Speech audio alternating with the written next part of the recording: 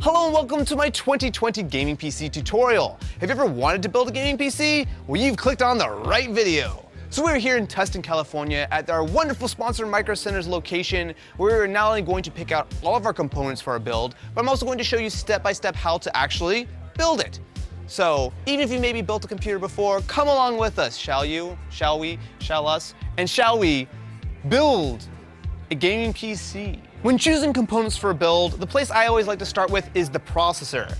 Now this is going to dictate a lot of my other choices for picking different components for my build. And really when it comes down to the processor, there are a couple of major choices, AMD and Intel. Now for this specific build, I'm going to be going with the Ryzen 5 3600X. So for this build, I'm going to be using the Asus TUF B450M+. Now not only is this a solid mid-range board, which is micro ATX, oh, this is micro ATX. The one I was looking for was right in front of me. The thing I like about this is that not only is it a solid mid-range board that will fit in our case, which I'll show you in a second, but on top of that, it will support our Ryzen processor. You have M2 slots. Basically, a lot of the things that you would typically look for in a motherboard, this has it. And thanks to our wonderful sponsors at Micro Center, they have a combo deal. So I get like 20 bucks off when I buy this as well as the Ryzen processor together. The next component I like to go for is the case. Now once you have your motherboard selected, which in our case is a micro ATX board, it means that you can pick what size case you want. So there are a couple of options with our specific build. We could go with a smaller micro ATX chassis. However, if this is your first time building a PC, I actually do generally recommend going with a little bit of a larger chassis. And because this is the H510, it means that we have a nice clean aesthetic. It's all white. It actually does a good job of kind of hiding your cable management, so it's a little cleaner. And you have a tempered glass panel. Not bad for 70 bucks. Now when it comes to building a gaming PC, arguably the most important component is your graphics card. This is really what powers all of your gaming performance. It is a very crucial component. Now, for this build, because we are aiming for something mid-range, I think AMD's brand new Radeon 5600 XT, which I very conveniently have right in front of me, is going to be perfect. At $280, this should be plenty for, well, literally any 1080p gaming you can think of, and even 1440p if you really want to push it. Once you have your graphics card selected and you make sure it will fit in your case, which shouldn't be a problem unless you're working with a very, very small case, the next choice to pick is your power supply. So this is where something like this PowerSpec 650 watt unit is going to be perfect. Now, it depends on your specific sort of system on what kind of wattage, and there's actually a couple of features that you should pay attention to with the power supply. So one of which is the actual size. So there are a couple of different models. So there's SFX, which is generally, again, for very small systems. It's a smaller power supply, generally a little bit more expensive. Or you can go with something like a full-size ATX supply, which is what 95% of people are probably going to want to do. Now, this is actually a really solid option at only $60. You're not only getting an 80+ bronze rating, you always want to look for 80+ on your power supply. If it's anything lower than that, you're likely getting something very low quality. And a nice little benefit with this is that it is a semi-modular supply. I'll get into a little bit of that later, but essentially it means that your cable management will be a lot cleaner because you only plug in the cables that you actually need, as opposed to stuffing a giant pile of cables in some corner of your case when you're not needing them. This is much better. The next thing to look for is RAM. Now this is an area which actually is fairly straightforward. So first of all, unless you're building a very budget system, I would recommend at least going with 16 gigs of RAM. And beyond that, if you're using an Intel processor, the speed is not incredibly important. DDR4 is pretty much all you need. But if you are opting to go with an AMD Ryzen system like we are, you do want to get something at least a little bit on the faster side of things. Not necessary, it will definitely work with lower speed memory, but if you can get something like this Trident Z Neo at 3600 megahertz, it will significantly speed up your performance. And importantly, it also has RGB. So there's that. The next thing you'll need is your storage. Now this is totally up to you. If you want to use an old school mechanical hard drive, by all means go for it. You are going to get a lot of capacity, but they're really slow, and at this point, I don't really recommend it unless you want it as a secondary drive. You really should pick up some kind of SSD for your main boot drive. Now you have a couple of options here. There's the older school SATA style, which is a bigger kind of SSD that you actually have to mount inside the case. They're generally going to be a little bit cheaper, but they are going to be slower.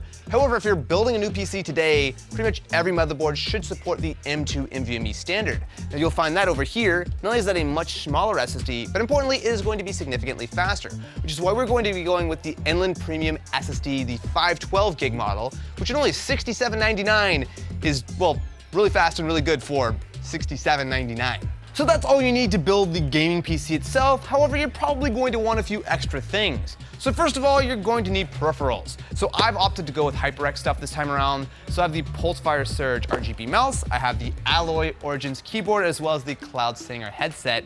Generally speaking, mouse and keyboard definitely needed. And so it is time to actually build our PC.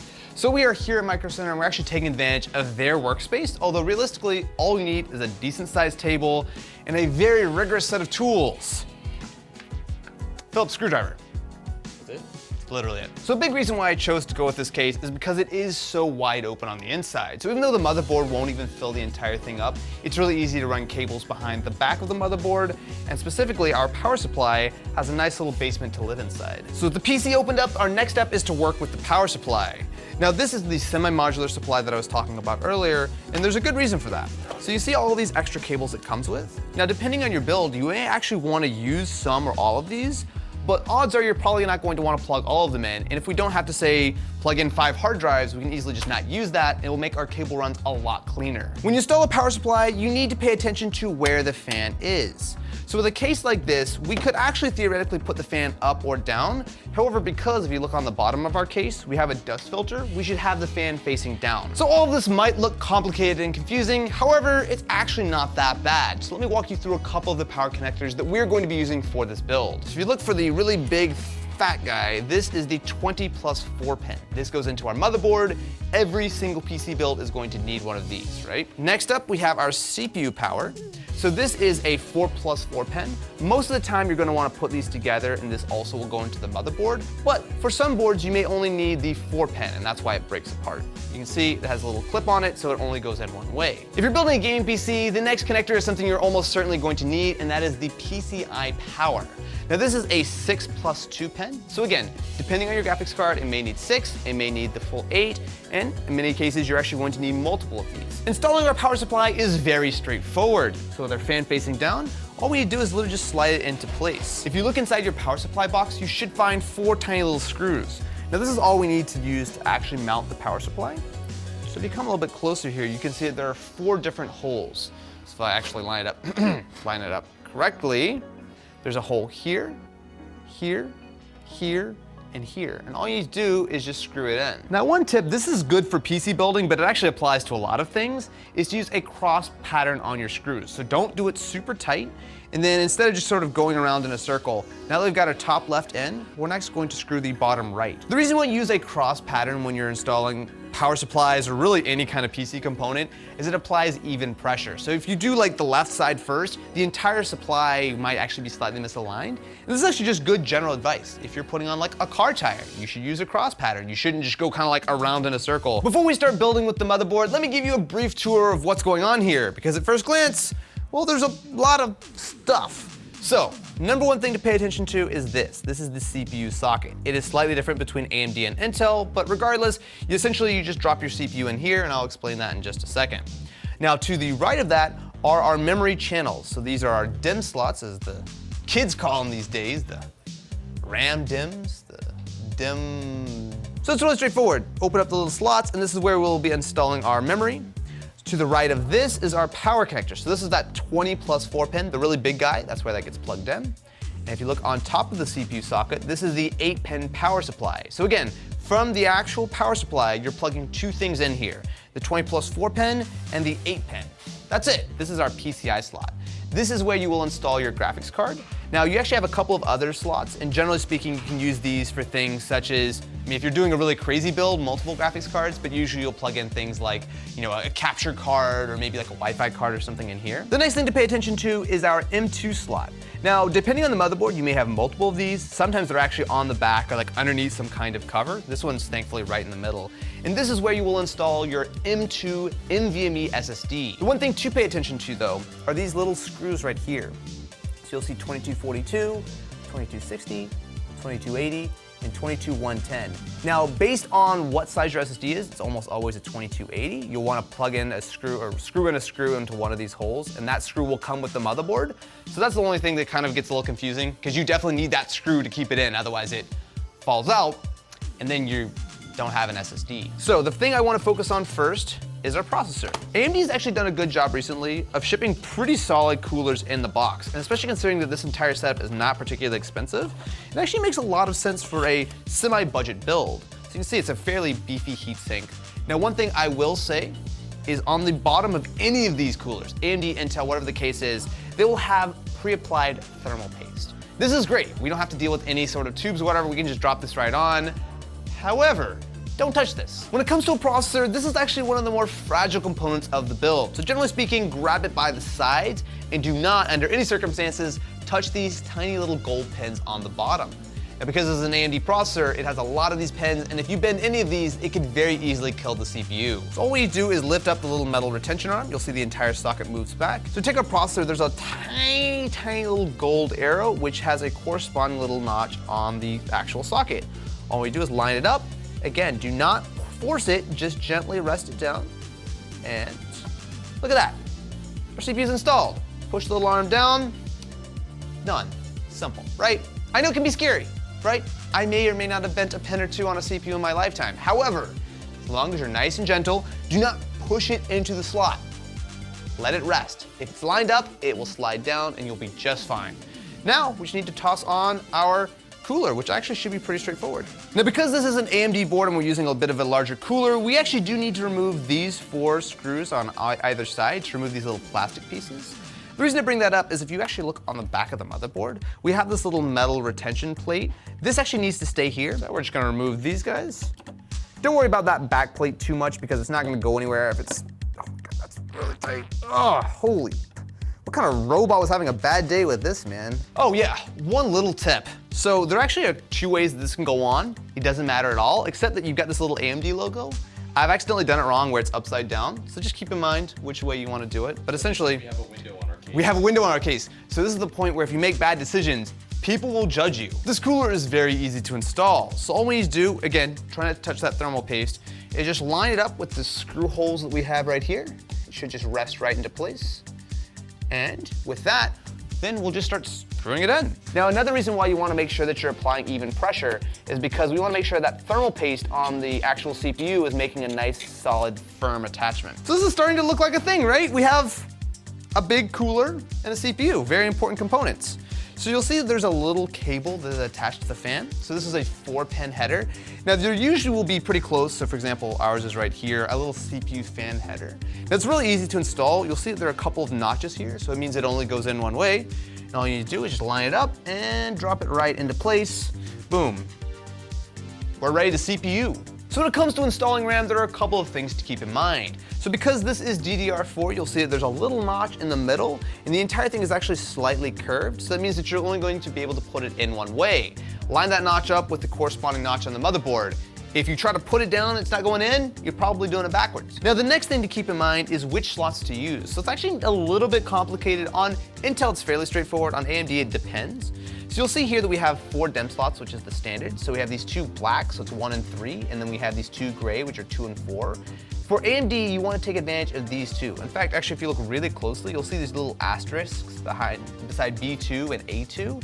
These are the preferred memory slots. Drop it in the slot, and then 3, 2, 1, push, and there is our RAM installed. Look at that, we're like halfway there. Don't worry about the other. Look, we're almost there. We're almost there. And the next one's even easier. It's our SSD. So installing this SSD is very straightforward. So you can see it's tiny. It's literally like the size of like a stick of gum. Now to install it's very straightforward, but you do need to keep in mind that we need a little bit of hardware from the motherboard box, which did I get out? Yes, I did. Okay, so it's really easy to lose this. You see this tiny little screw in the little adapter? This is what we need to install our SSD. So for this, it does help if you have a little bit of a finer Phillips head screw just because it's really small. But essentially what we need to do is install the little, what would you call it? It's like I just call it like the nub, like the little screw guy. So because this is a 2280 SSD, the vast majority of SSDs that you will be using are 2280, we just install this finger tight. So we screw it in. There we go. And now to install the SSD, it's literally gonna take us like 3 seconds. So we line it up with the little slot. So I usually put it in with a little bit of an angle, kind of work it in to make sure it actually slides. So there we go. The next step is to take our SSD screw out and then just literally lean it down, use the little screw to screw it into place to make sure it doesn't pop out of the socket. And oh look, we installed our SSD in literally like 18 seconds. That's it. So now it is time to bring back our case, and now we have to just install the motherboard. Now, something that will very much vary between your cases is how you actually do this, and specifically which standoffs you use. So if I flip this guy over, what you'll see is there are a series of little brass standoffs. So these are painted black, sometimes they're actually gold. But you can see there's standoffs on the top. There are also some standoffs in the middle, and especially this NZXT case has a little post here. This is really nice because it'll help us line it up. There are also some standoffs on the bottom. The important thing here to know is that it's actually very straightforward to install this. The only thing we need to do before actually installing the motherboard is put in our I/O shield. Now this came with the motherboard, and essentially, once you open it up here, it just slides into the back of the case. So you'll see here that this is where your ports will surface, and you just want to make sure that this case is, or this little shield is here to make sure that, I don't know, it looks nice. So this actually is a little bit of an annoying thing because essentially you have to just kind of push it until it clicks. So I usually kind of work the corners until I see it not want to jump out of my hands. Click for me. Click for me. Hey! So now, all we need to do is put our motherboard into our case. Now again, because I'm using this NZXT case, I've got that little post in the middle. So as long as I get it kind of roughly lined up, perfect, love it. And then if we can get it on the peg here, which we can, boom, look at that. Motherboard's in place. Now we just need to screw it in with like 300 screws that are helpfully labeled in our NZXT little baggie. And this will be very close to done. Surprise, surprise, the way to do this best, and I'm sure you can't see this at all on camera, is using the cross method. So just start with one corner, get it screwed in, then go to the next corner, and kind of work your way around to make sure that, again, you're applying even pressure. And with that, we have a motherboard installed into our case. So if you flip it upside down or right side up, it doesn't all come crashing out. And we're actually getting pretty close. The next step is to install the graphics card, which we so helpfully have right behind the case. It's almost like I planned it out like that. Look at that. This is our PCI connector. So this is what will attach the graphics card to the motherboard, which will go into this slot right here. And then if we look around on the back side of the card, you'll see that we have a single 8-pin power connector. So with the help of our little video light, so you can actually see what's going on, the next thing we need to do is actually install that graphics card. So you'll see right here our PCI slot. The only thing we really need to do is take a look at that, and you'll see it corresponds to these little metal connectors here. So these PCI slot covers we just need to remove based on where the motherboard and the graphics card sit. So all we need to do is just remove this little cover on the back. So not all cases actually use this, although it's becoming a more popular thing. And wow, what jacked up robot cranked the screw in? Holy balls. Okay, so we'll remove this little piece. And the next step is to remove these top two screws, which should be pretty easy. Now, when it comes to installing a graphics card, this is a very difficult process, which is going to require a lot of concentration. I'm just kidding. You just literally line it up and push it in. It's really easy.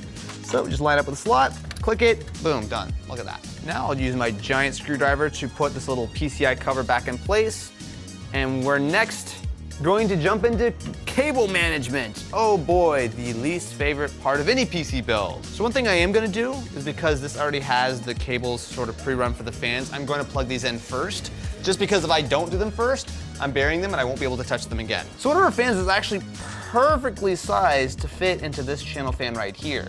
That's actually either really good engineering or really lucky. Now, just like when we plugged in our CPU, these fans that are up top and on the back, they are notched, so they're only going to go in one way. These are 3-pin as opposed to 4-pin, but it doesn't make a difference. There's only one way to plug them in. So you see we have a little bit of extra slack. However, I'm just gonna pull that around back right now, and we will forget that that exists or deal with it later, whichever one I feel like. So I just plugged in the 20+ 4-pin, the really big guy, and oh, I'm so happy right now, because look at this little cable channel. All I have to do is just wrap it around here, go straight down, and that's it. Once I'm done with everything, I'll Velcro it in. This is making my life easy. So you can see right back here, I plugged in the 4+ 4-pin CPU power connector. Now it's a little bit of a tight fit, especially in this specific case. However, I've run the cable up on the top. Basically, just keep in mind that as with most of these connectors, there's a little notch on it, so it's only going to go in one way. Next up, we have our 8-pin PCI power connector. Now because this only needs the one, we have the extra lead. We'll just deal with that later. We'll just like cable tie it up. But again, we'll just line it up, click it into place, and that's it. Okay, so we have a few different cables coming from the case itself. So we have a USB 3.0 lead. This is annoying because it will get stuck and you can easily break it, so just be careful. We also have our audio, so this is for our front panel audio. And what I'm really excited for are front panel connectors. So these are typically separate, so what you'll see is you'll have a bunch of little tiny individual connectors which will go to things such as like the power button and the reset and the LEDs.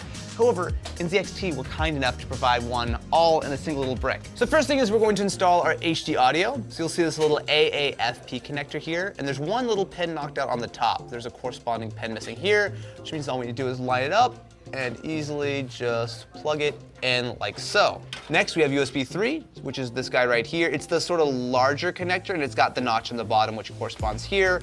Again, it's pretty easy to install, but just if you ever have to uninstall it, it's a pain because it likes to just get stuck. Now the next thing is the front panel connectors. Again, these are the ones that usually suck. However, because I have my little notched sort of input, I can just do this and live a happy, happy life. So with that, we have built ourselves a gaming PC.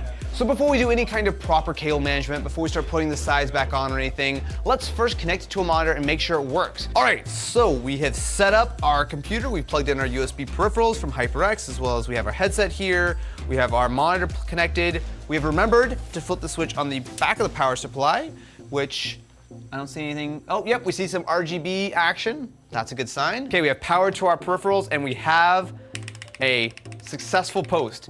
As soon as you see this, the first thing you should do, double check everything's correct. So we have our Ryzen 5 3600X, 16 gigs of RAM, it's these keyboards, mice. Let's hit F1 and make sure everything is successfully showing up.